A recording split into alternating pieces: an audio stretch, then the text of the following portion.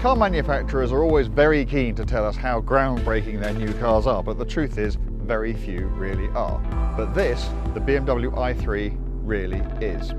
What BMW did is it sat back and watched others stumble and trip their way through the early days of all-electric cars.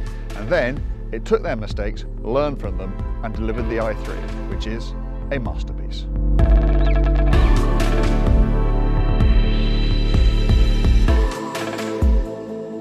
It is no exaggeration at all to call this car a revolution, even by the standards of modern electric cars. The problem with electric cars has always been their weight. Batteries are heavy things, and it limits the car in almost every area. But BMW, because it decided to make this car primarily out of carbon fibre, the same material they make Formula One cars from, have got around that issue. This is in fact the lightest BMW they make, and it pays dividends absolutely everywhere. The most obvious place is in the rate at which it consumes its energy. Because it's light, it requires less energy to get from one place to the other, so the car will go further on a single charge. Up to 180 miles, BMW claims, for this all-electric version.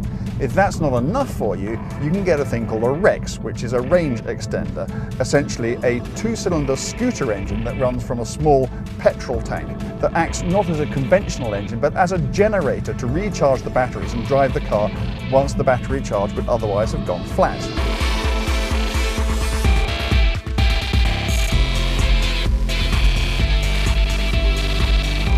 But BMW have been cleverer even than that.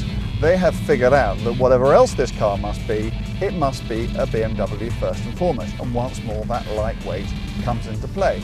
Because it's light, it's also quick, remarkably quick. I mean, far quicker than any other compact electric car you'd ever come across, and indeed far more fun to drive too. It does drive like a proper BMW, which, given that it is all electric, is a fairly astonishing fact. If this i3 has any kind of problem at all, it is that I would argue at least is actually a bit too good. It was intended for commuters living out of town, driving into town, but it's so much better than that. This is a car with all the charm, the performance, the character to make you want to pack yourself and your family, if it's small, into the car and go off and drive for hundreds of miles, take it on holiday. But if you get the pure electric version, the range of the battery will stop you doing that.